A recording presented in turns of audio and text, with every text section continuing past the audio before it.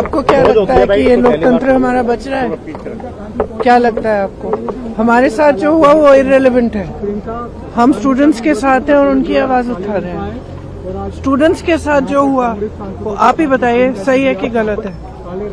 बच्चे हैं सारे, प्रोटेस्ट कर रहे हैं, कोई ऐसे प्रोटेस्ट नहीं है, जेन्युइन इशू है, जेन्युइन प्रॉब्लम है। सारे इस देश के सारे माँ बाप जानते हैं, इस देश के सारे स्टूडेंट्स जानते हैं, इस देश के सारी टीचर्स भी जानती हैं, सब जानते हैं। तो एक जेन्युइन मामला है, जेन्युइन इशू है, उस पे स्टूडेंट सिर्फ अपना अधिकार मांग रहे हैं और कुछ नहीं मांग रहे हैं। वो सिर्फ ये कह रहे हैं हमें अपना अधिकार दो। हमें कब, आप हर एग्जाम को क्या पेपर लीक करा रहे हो? बच्चे इतना संघर्ष करके पढ़ाई करते हैं, अपने लिए एक फ्यूचर देखते हैं, आप उस फ्यूचर को बिगाड़ रहे हो। आपने पूरी एजुकेशन बजट का क्या, आपने 1.4 लाख करोड़ पूरी एजुकेशन बजट है पूरे देश के यूथ के लिए, और अडानी जी और अंबानी जी को आप 16 लाख करोड़ आप मुफ्त में लोन माफी कर रहे हो। किसानों को कुछ नहीं, गरीबों को कुछ नहीं, स्टूडेंट्स को कुछ नहीं, और ऊपर से स्टूडेंट्स को इतना खर्चना पड़ रहा है, फैमिलीज को इतना खर्चना पड़ रहा है, लोन लेते हैं। सिर्फ नीट के एग्जाम में जो 22 लाख फैमिलीज हैं उनका खर्चा 1.32 लाख करोड़ है, almost equal to education budget. तो स्टूडेंट्स की जेन्युइन स्ट्रगल है, जेन्युइन समस्या है। वो सिंपली कह रहे हैं हमसे बात करो, हमारे लिए सिस्टम, हमारा सिस्टम बदलो। ये सिस्टम चल नहीं रहा है, टूटा हुआ सिस्टम है, सब जानते हैं टूटा हुआ सिस्टम है। जिसके बच्चे हैं, किसी भी क्लास का हो, किसी भी वर्ग का हो, जिसके बच्चे वो जानता है कि बच्चों पे क्या बीतती है जब एग्जाम देते हैं। और आप सोचिए कि 26, 27, 28 साल के बच्चे बार बार एग्जाम दे रहे हैं, बार बार पेपर लीक हो रहा है, अपनी नियुक्ति का वेट कर रहे हैं, नियुक्तियां नहीं हो रही हैं, तो फ्यूचर तो बर्बाद हो रहा है ना सबका। ऊपर से आप जॉब्स क्रिएट नहीं कर रहे हो। प्रदर्शन को अलोकतांत्रिक बता रहे हैं। हमारा प्रोटेस्ट अलोकतांत्रिक है।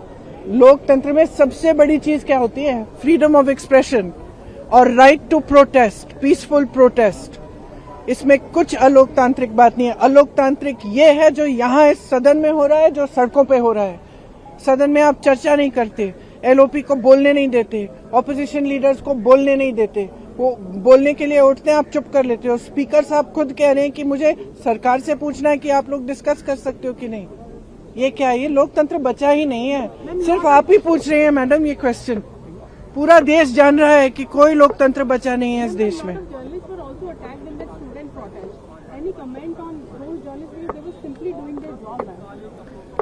Look, it's very clear. We are against violence. We have always been. This is the ideology of our party. It's the ideology of our nation. Mahatma Gandhi fought for freedom. It was a unique revolution in which there was zero violence on their part. And I have heard the protesters and students and all also saying that they are not going to be violent. So if people have got hurt, police people have got hurt, or journalists have also got hurt along with the students, it's unfortunate. But please be truthful when you present it to the public. Because what we are seeing is that the students are being attacked mercilessly. They are being beaten with lathis, they are being tear gassed, girls are being treated in an obnoxious manner, their clothes are being torn off.